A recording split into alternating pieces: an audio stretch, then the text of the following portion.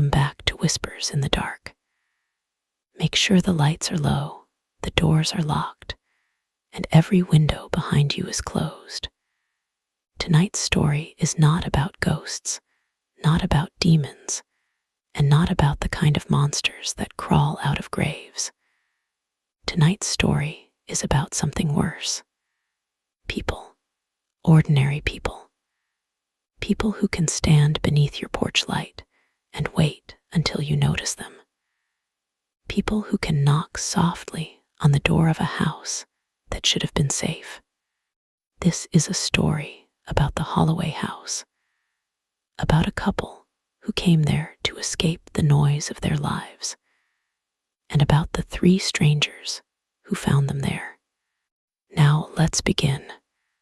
The Holloway House sat alone at the end of Briar Glen Road, 12 miles outside the nearest town, surrounded by black pine woods and fields gone silver with frost.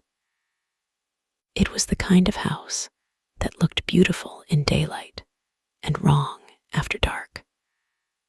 White clapboard walls, a wraparound porch with sagging railings, tall windows that reflected the trees like dark mirrors. A weather vane shaped like a rooster turned slowly on the roof, even when there was no wind. By every account, it should have been charming.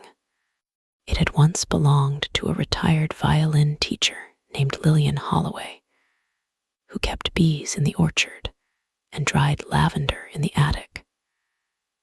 After she died, the house went to her niece, Mara Ellis, who had spent 3 summers there as a child chasing moths through the grass and stealing peaches from the pantry. Mara remembered the place as warm and golden, full of dust motes and old music. But childhood has a way of leaving out the shadows. Mara arrived there with her husband, Caleb, on a Thursday evening in late October. The sky was the color of bruised fruit, and a thin rain moved across the fields in trembling curtains. Their headlights caught the mailbox first, leaning at the roadside with Holloway painted in faded blue letters. Beyond it, the gravel drive curved through wet grass toward the house. Caleb slowed the car. "Is this it?" he asked. Mara looked up from the directions on her phone, though the phone had lost service 5 minutes earlier. Her face was pale in the dashboard glow. She had not slept well in days, and the dark circles beneath her eyes made her look older than 32. "This is it," she said. Caleb gave a small, tired laugh. Romantic. Mara did not answer. They had come there because the marriage counselor said space might help. Distance might help. Silence might help. The city apartment had become a cage of slammed cabinets and unfinished sentences. Their last argument had ended with Caleb sleeping on the living room floor, and Mara crying in the shower so loudly that the neighbor upstairs banged on the pipe. So when Lillian's lawyer sent the final papers and said the house was legally Mara's, Caleb suggested they spend the weekend there. No work, no friends, no phones, just the 2 of them and whatever pieces of the marriage were still worth saving. Mara had agreed because she was tired of saying no. They parked beside the porch. Rain dotted the windshield. For a while, neither of them moved. The house stood waiting.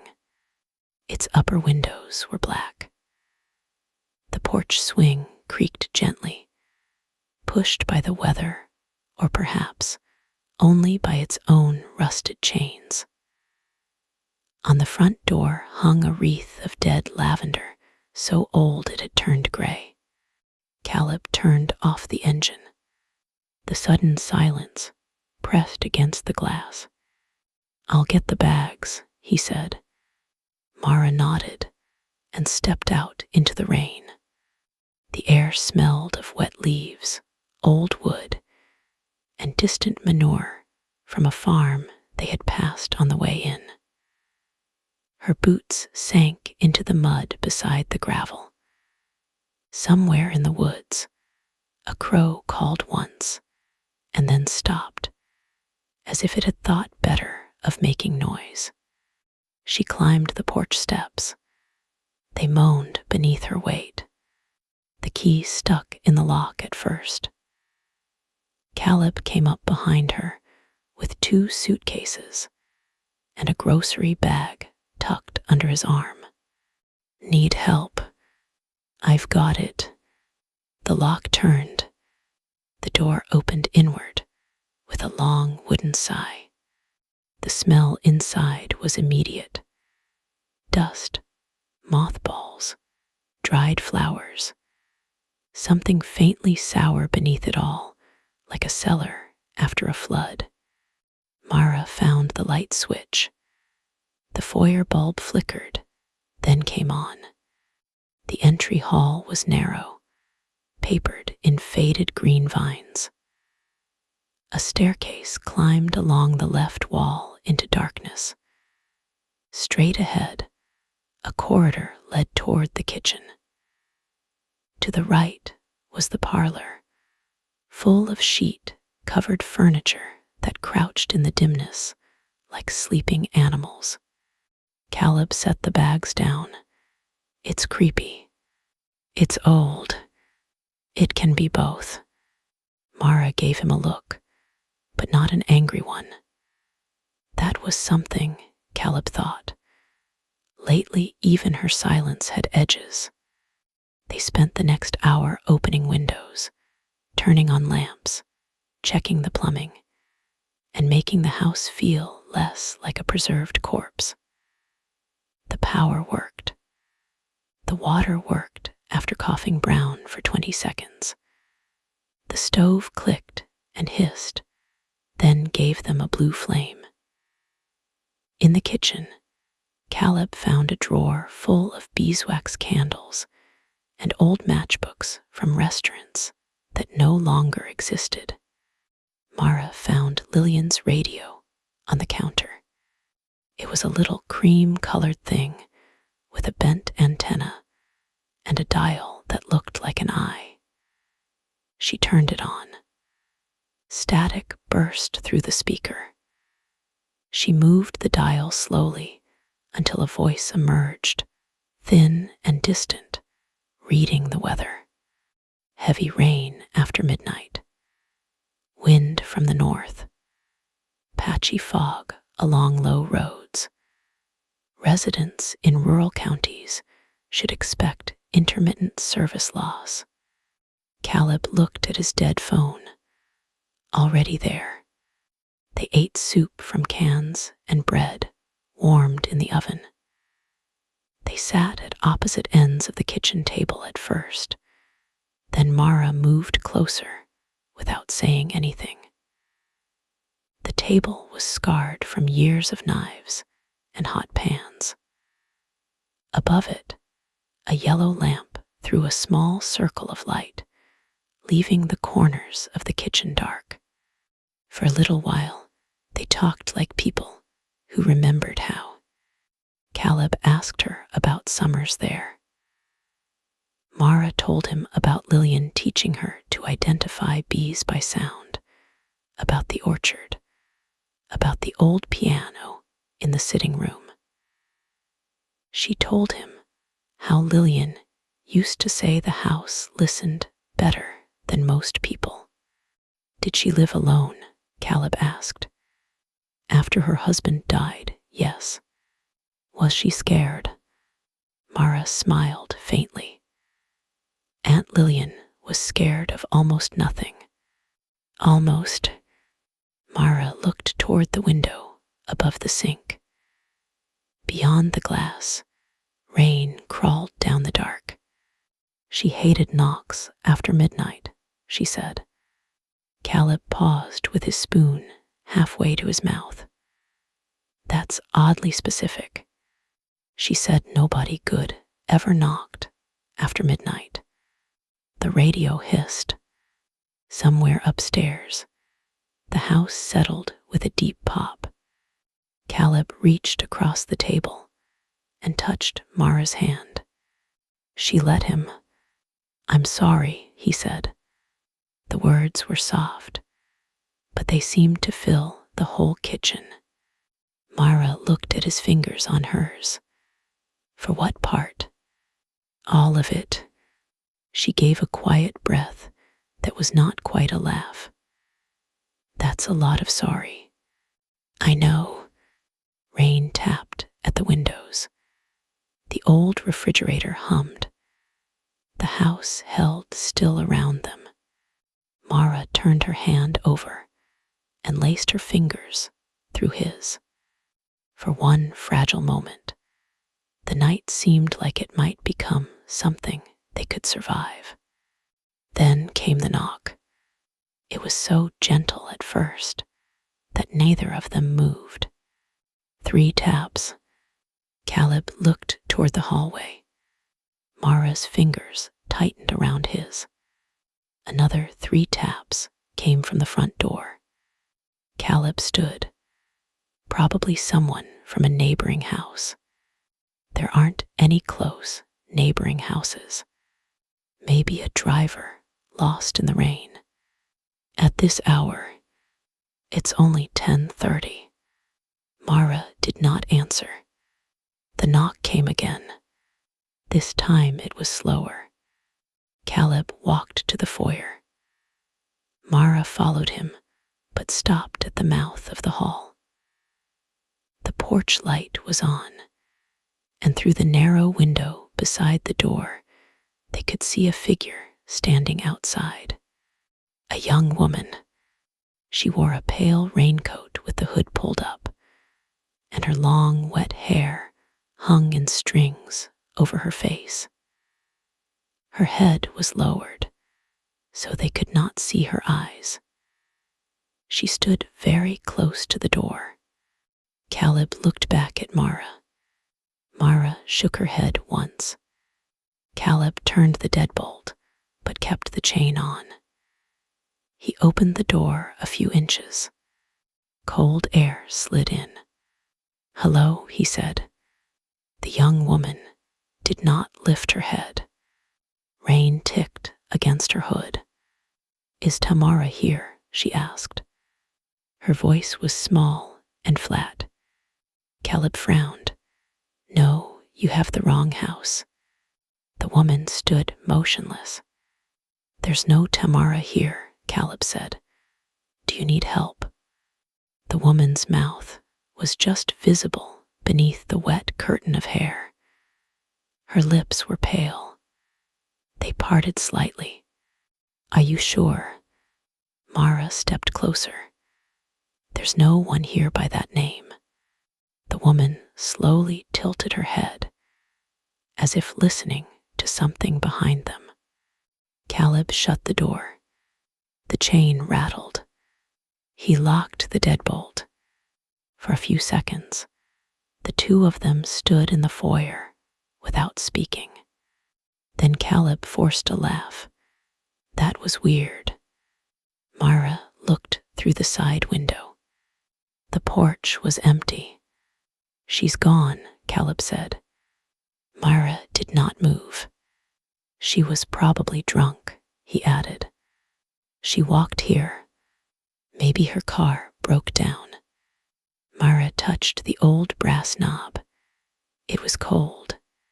From somewhere in the house came a sound like a footstep.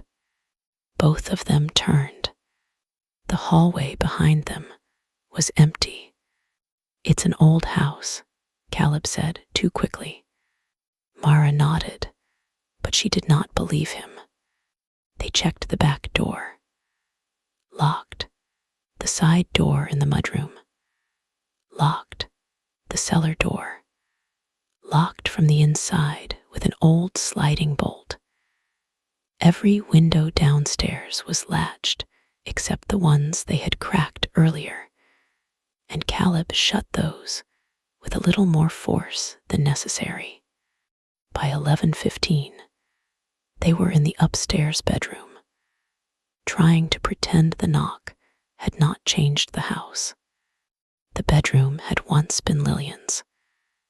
It was large and cold, with floral wallpaper and a heavy walnut bed facing two tall windows. The curtains were lace, too thin to hide anything. Beyond them, the orchard moved in the rain. Mara changed into a sweater and pajama pants. Caleb brushed his teeth in the adjoining bathroom, which had a clawfoot tub stained by rust around the drain. When he came out, he found her standing at the window. "What is it?" She pointed. In the orchard, between two apple trees, a pale shape stood in the rain. Caleb came beside her. At first, he saw only trunks and branches. Then lightning flickered far away, soft behind the clouds, and the orchard flashed silver. Someone was standing there, not the young woman from the porch. This figure was taller, broad-shouldered, dressed in a dark coat that hung almost to the knees. Its face was covered by a burlap sack, tied loosely around the neck.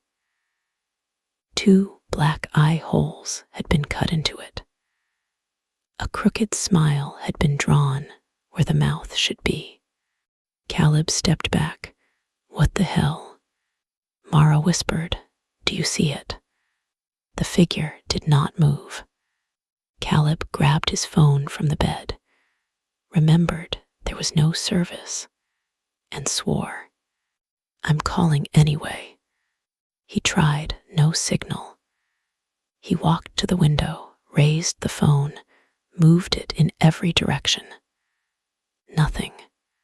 When he looked down again, the orchard was empty. Mara backed away from the window. "We're leaving," she said. Caleb nodded. "Yes." They threw clothes into bags without folding them. Caleb's hands shook as he zipped the suitcase. Mara went downstairs first, turning on every light as she moved through the house. The hallway glared yellow. The parlor lamps flickered. The kitchen bulb buzzed overhead. Caleb came down behind her, carrying both bags. The front door stood open. Not wide, just enough. The chain hung loose. The deadbolt had been turned. Mara froze at the bottom of the stairs. Caleb stared at the gap. Rain blew across the threshold in tiny shining beads. "I locked it," he said. "I watched you lock it." He set down the bags and moved toward the door. Mara grabbed his arm. "Don't." He shook his head. "We have to get to the car." They listened. The rain was loud on the porch roof. Caleb pulled the door open. The porch was empty. Their car sat where they left it. Headlights dark, windows wet, trunk closed. Then the porch light went out. Mara gasped. The foyer went black, except for the light spilling from the hall behind them. From the darkness outside came a scraping sound. Slow, metal against metal. Caleb slammed the door and locked it. The porch light came back on. He looked through the side window. At first, he saw the porch swing, the dead lavender wreath, the wet boards. Then a face filled the glass. Mara screamed. It was not a face, not truly. It was a mask made of cracked porcelain, painted like a child's lamb, white and smiling with pink cheeks and black lashes. Behind the eye holes, nothing showed but darkness. The mask pressed close to the window. Caleb stumbled backward, knocking over the umbrella stand. Canes clattered across the floor. The figure outside lifted one gloved hand and waved. Not frantically, not playfully, slowly, like greeting someone expected. Caleb grabbed Mara and pulled her into the hall. We go out the back. They ran through the kitchen to the mudroom. Caleb reached the back door first and yanked at the bolt. It would not move. He looked down. A screwdriver had been jammed through the latch plate from the outside, pinning the bolt in place. Mara turned toward the kitchen window. Standing beyond the glass was the young woman in the pale raincoat. Her hood was down now, but where her face should have been was a smooth doll mask, flesh-colored and blank, except for tiny painted lips. Wet hair clung around it. She stood with her forehead nearly touching the window.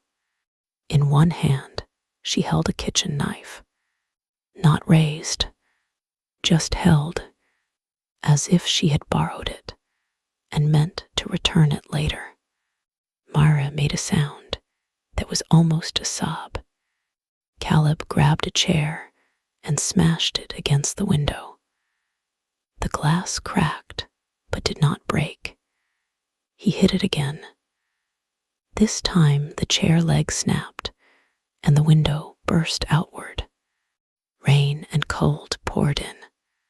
Before Caleb could clear the shards, the woman outside lifted the knife and dragged it across the remaining glass with a shriek that set Mara's teeth on edge. Caleb backed away, holding the broken chair leg like a club. The radio on the counter suddenly turned on. Static filled the kitchen. Then music, an old song, distorted and warbling. A woman singing about roses and moonlight. The tune drifted through the house like something remembered by a corpse. Mara stared at the radio. It had been off. The volume rose until the speaker crackled. Caleb swept it from the counter. It smashed on the floor. The song died. From upstairs came 3 soft knocks. Mara looked at the ceiling. 3 more knocks. Then laughter. A man's laughter, muffled behind fabric. Caleb grabbed Mara's wrist. Cellar. The cellar door was off the kitchen. Caleb threw back the bolt and pulled it open. A smell of damp stone and old earth came up. He flicked the switch. A single bulb glowed at the bottom of the stairs. They descended quickly, closing the door behind them. The cellar was low-ceilinged and crowded with shelves of jars, paint cans, bee-boxes, and furniture too broken to keep, but too familiar to throw away. Water ticked somewhere in the walls. The air was cold enough to turn their breath white. Mara crouched beside an old workbench. Caleb found a rusted hammer and a long pruning hook. "We wait until they come down," he whispered. "Then we run past." Mara stared at him. "There are 3 of them." "I know. They got inside." "I know. How did they get inside?" Caleb did not answer. Above them, footsteps crossed the kitchen. Slow, measured, one set, then another. The cellar door creaked open. Light widened across the stairs. Caleb raised the hammer. Something came tumbling down the steps. Mara flinched and covered her mouth. It was one of their suitcases. It hit the floor and burst open, spilling clothes across the cement. Then came the second suitcase. Then Mara's purse. Then Caleb's phone. It landed screen up at the bottom of the stairs, shattered and dead. A voice called down from above. "Is Tamara here?" The doll masked woman. Caleb did not move. The cellar door closed. Darkness returned, except for the weak bulb. Mara began to cry silently. One hand pressed hard against her mouth. Caleb moved to her, but before he could touch her, something scratched behind the shelves. Both turned. At the far end of the cellar was a small coal chute, no wider than a crawl space, its wooden cover hanging open. A hand reached through. Gloved fingers curled around the frame. Then the lamb mask appeared in the gap. Its painted smile gleamed. Caleb shouted and hurled the hammer. It struck the wall beside the chute. The lamb-masked figure jerked back, but did not leave. Instead, it pushed something through the opening. A dead crow dropped onto the floor. Its neck had been twisted almost backward. Its wet wings spread open against the cement. Around one leg was tied a strip of paper. Caleb did not want to read it. Mara did. With trembling fingers, she pulled the paper free. The message was written in red crayon. "Pretty house." The cellar bulb went out. Mara screamed. In the dark, Caleb swung the pruning hook at the coal chute. The metal blade struck wood. Something hissed in pain or delight. He swung again and again until splinters flew. The cellar door above slammed open. A flashlight beam cut through the black, swinging wildly across jars and shelves. Caleb grabbed Mara and ran for the stairs. Halfway up, a figure appeared at the top. The burlap masked man. He stood in the doorway, holding an axe. He did not swing it. He simply blocked the way. Caleb shoved Mara behind him and raised the pruning hook. The man in the burlap mask tilted his head. Caleb lunged upward. The man stepped aside with surprising speed and brought the axe handle down across Caleb's forearm. Bone cracked. Caleb cried out and dropped the hook. Mara pushed past, ducking under the man's arm, and slammed her shoulder into his stomach. He staggered back. Caleb grabbed the pruning hook with his good hand and drove it upward. The blade caught in the man's coat, tearing fabric. The man made no sound. Mara pulled Caleb through the doorway, and they stumbled into the kitchen. The doll-masked woman was waiting by the sink. She moved toward Mara with a knife. Mara seized a jar from the counter and smashed it against the woman's head. Pickled beets exploded across the mask in dark red juice. The woman fell against the table, laughing through the plastic lips. Caleb and Mara ran. They made it to the parlor before the lights went out. All of them. The house became black. Mara could hear Caleb breathing beside her, fast and wet with pain. Rain hammered the roof. Somewhere behind them, the old song began again, not from the broken radio this time, but from another room, perhaps upstairs, perhaps inside the walls. A match struck, tiny flame. Across the parlor, standing beside the covered piano, was the lamb-masked figure. The match burned between two gloved fingers. In its other hand was a pair of garden shears. The flame illuminated the mask's painted smile. Then the match went out. Mara ran blind. She collided with a sheet-covered chair, fell, scrambled up, and felt Caleb's hand grab her sweater. They crossed the room by memory and panic. Behind them, the shears clicked. Caleb found the front door. He turned the locks, ripped the chain free, and threw it open. The porch was empty. Their car waited in the rain.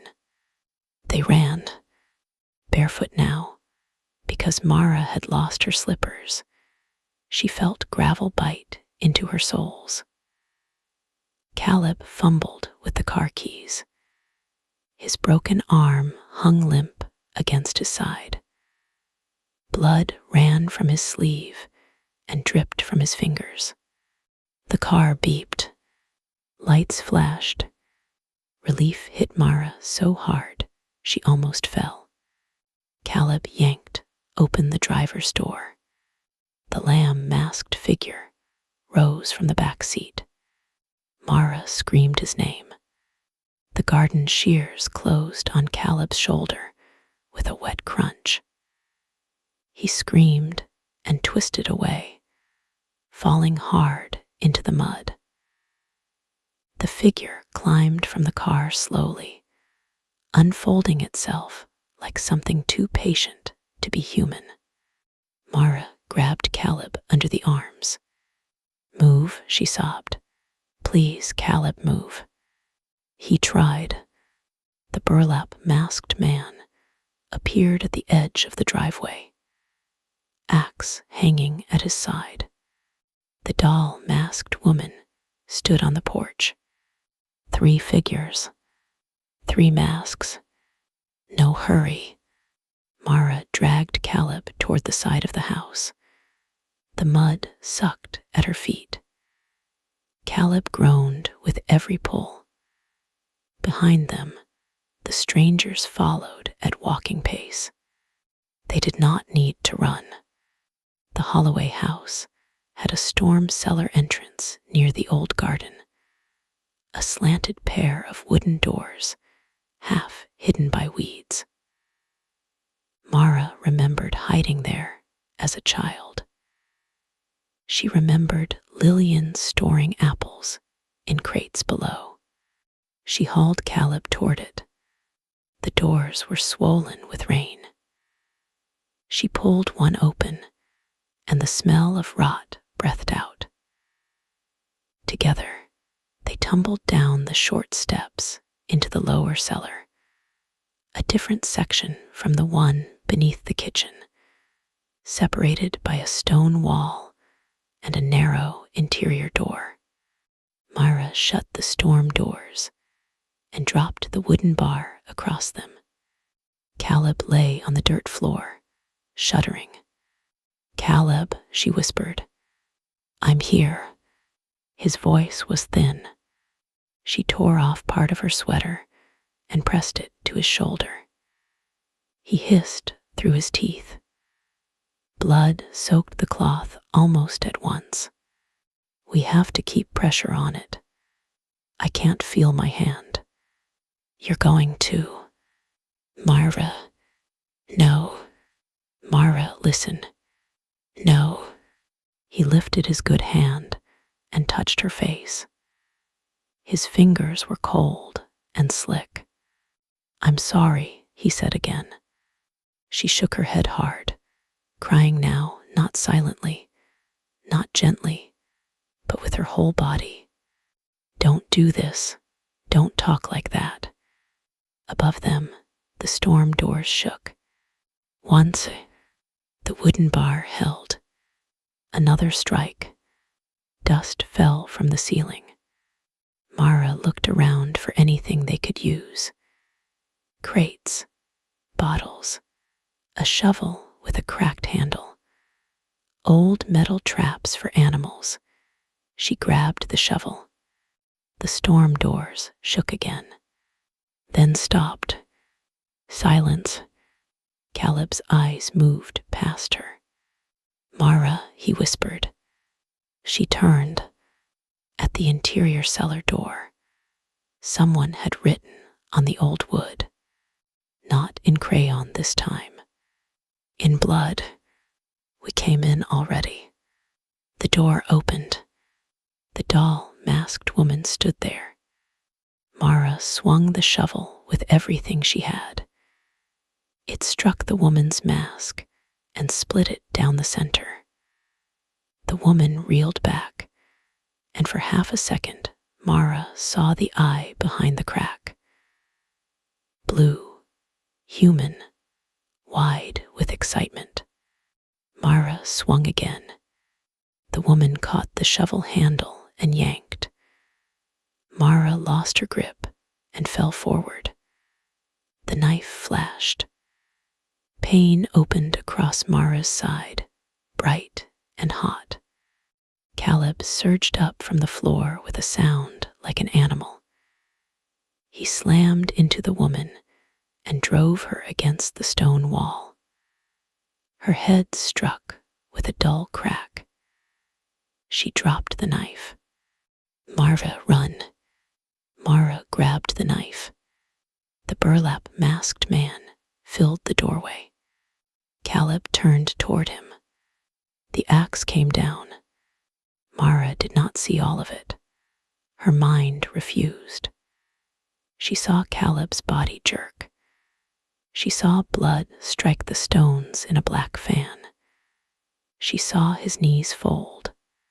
She screamed until her throat tore. The burlap masked man pulled the axe free. Caleb fell beside the crates of apples, eyes open, mouth working around a word he could not finish. Mara crawled backward, clutching the knife. The lamb-masked figure appeared behind the man, shears dangling. The doll-masked woman rose unsteadily, half her mask hanging from one side of her face. Beneath it, a young woman smiled with red teeth. Mara ran through the interior door, past them, because panic made her small and fast. The knife caught someone's sleeve. A hand grabbed her hair and tore loose a fistful, but she kept moving. She burst into the main cellar, up the stairs, through the kitchen. The house was different now. Every light was on. Every drawer had been opened. Every cabinet hung wide. Plates were smashed across the floor. Flour covered the counters like ash. On the wall above the stove, written in the same red crayon, were the words "Tamara is not here." Mara slipped in Caleb's blood on the kitchen floor and nearly fell. His blood was there too. They had dragged something through the room, or someone. She gagged but kept moving. The front door was open again. Beyond it, the porch waited. Mara took one step outside. A hand seized her ankle from beneath the porch swing. She fell face first onto the boards. Her chin cracked against the wood. The knife spun away. The lamb-masked figure crawled from under the swing, moving in a strange, spider-like way, and sat on her back. Mara bucked and clawed at the boards. The figure leaned close. The porcelain lamb cheek touched Mara's ear. "Shush," it whispered. The voice was young, almost tender. The burlap-masked man walked out of the house, carrying a dining chair. Behind him, the doll-masked woman dragged rope. They tied Mara to the chair in the parlor. They took their time. They used strips of curtain and old clothesline from the pantry. They tied her wrists to the arms so tightly her fingers turned numb. They tied her ankles to the legs. They tied another strip across her chest, pinning her to the chair. Mara fought until she could not breathe. Then she stopped. The parlor had been arranged like a stage. The sheet-covered furniture had been uncovered. The old piano stood open. Candles burned on every surface, their flames trembling in the drafts. The rain tapped at the windows. The old song played from a record player Mara had not seen before, the needle catching every few seconds, so the singer repeated one broken phrase again and again. "Love me in the moonlight." Across from Mara, Caleb sat in another chair. At first, she thought he was alive. Then she saw the angle of his neck.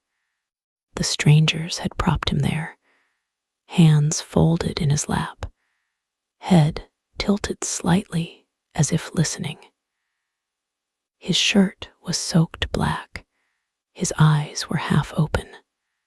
Mara made a sound so broken that the doll-masked woman clapped softly, delighted. The burlap-masked man stood behind Caleb's chair.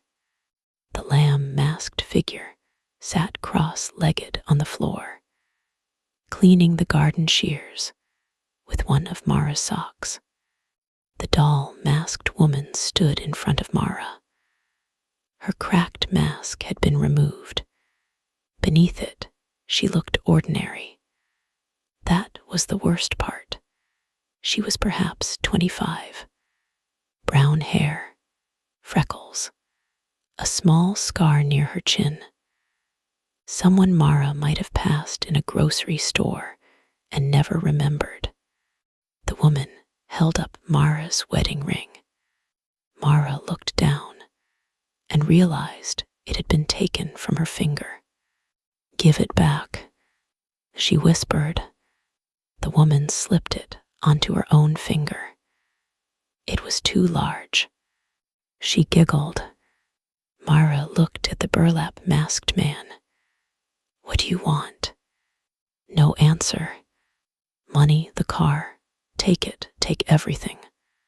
The lamb-masked figure clicked the shears once.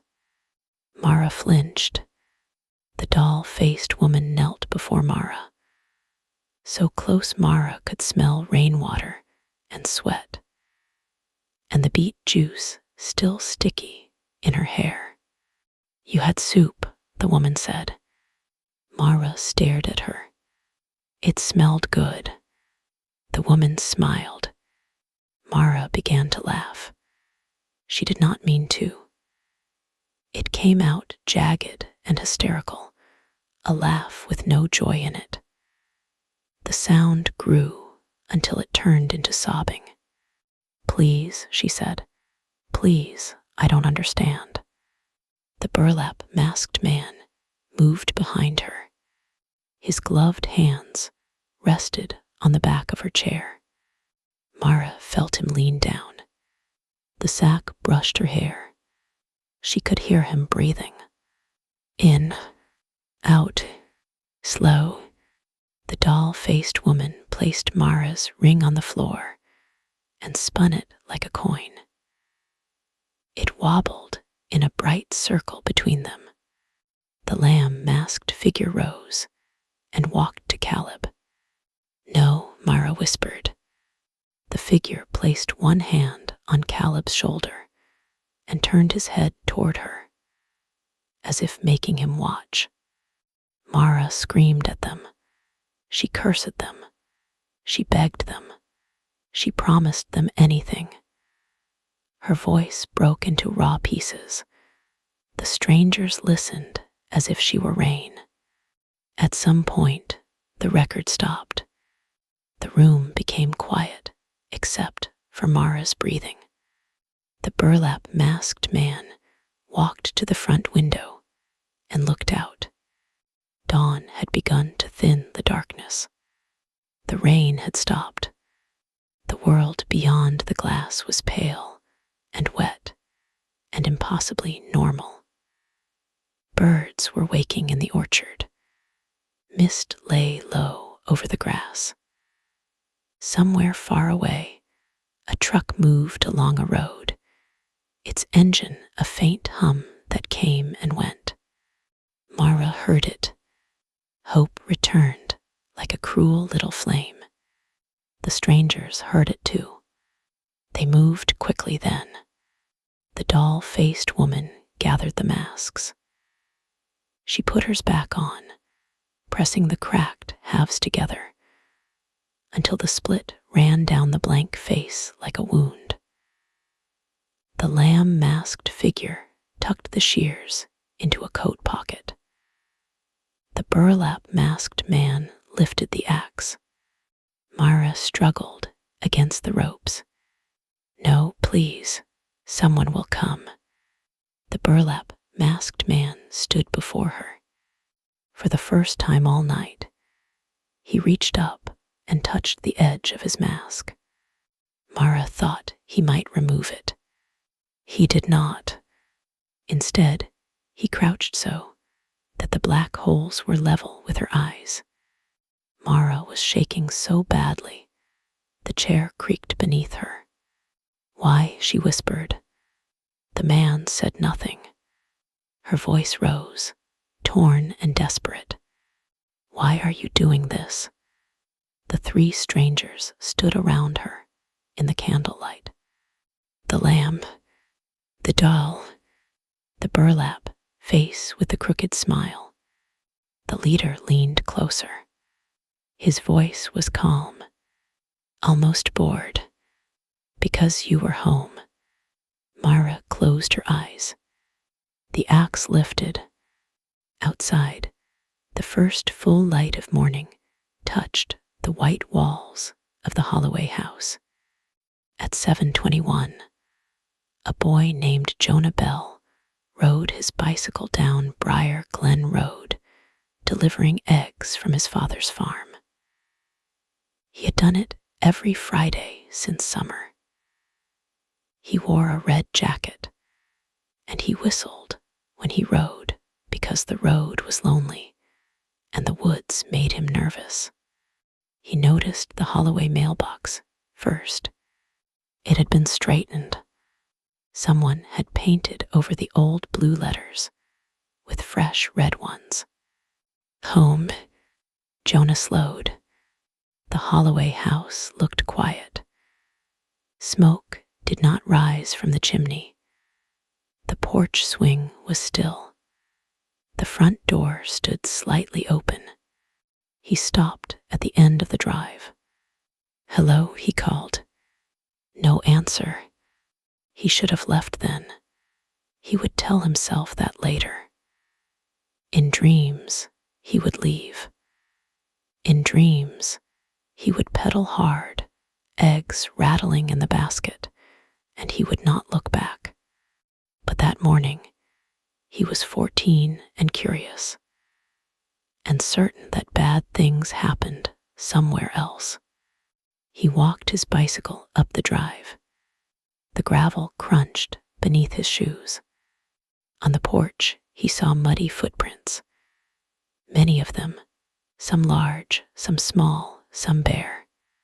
He knocked on the open door. Mrs. Holloway, He knew Lillian was dead, but his mind reached for the name anyway. The house had always belonged to her. The door drifted inward. The smell came out first. Copper, smoke, wet cloth. Something else underneath.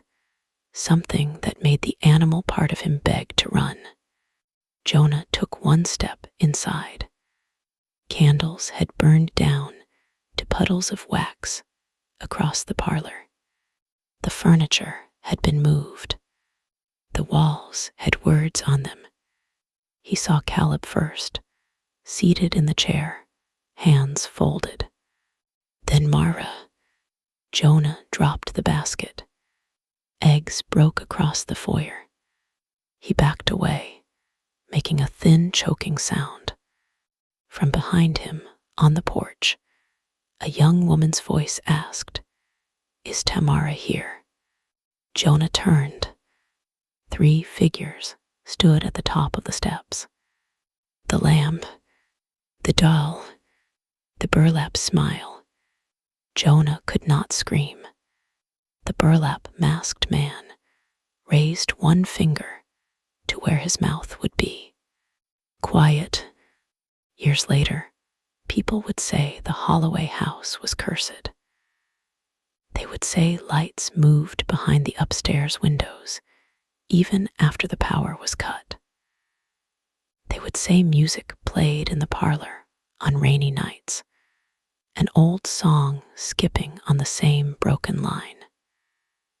They would say, if you stood on the porch after midnight and listened closely, you could hear a woman whispering pleas from inside the walls. But curses are easier to believe in than people. Curses let you sleep. People do not. The truth was simpler and much worse. The Holloway house was only a house. Mara and Caleb were only unlucky. The strangers were only strangers. And sometimes that is all the explanation horror gives you. Thank you for listening. If this story stayed with you, lock your doors tonight. Check the windows you usually forget. And remember that the scariest sound in the world is not always a scream. Sometimes it is a soft knock at the door when no one should be outside. Sometimes it is a voice in the rain asking for someone who does not live there. And sometimes, when you ask why, the answer is worse than silence. Because you were home. Subscribe, comment, and like the video for more. Good night. Whispers of a love so true, painting dreams of me and you. And I'll hold you close in this moment.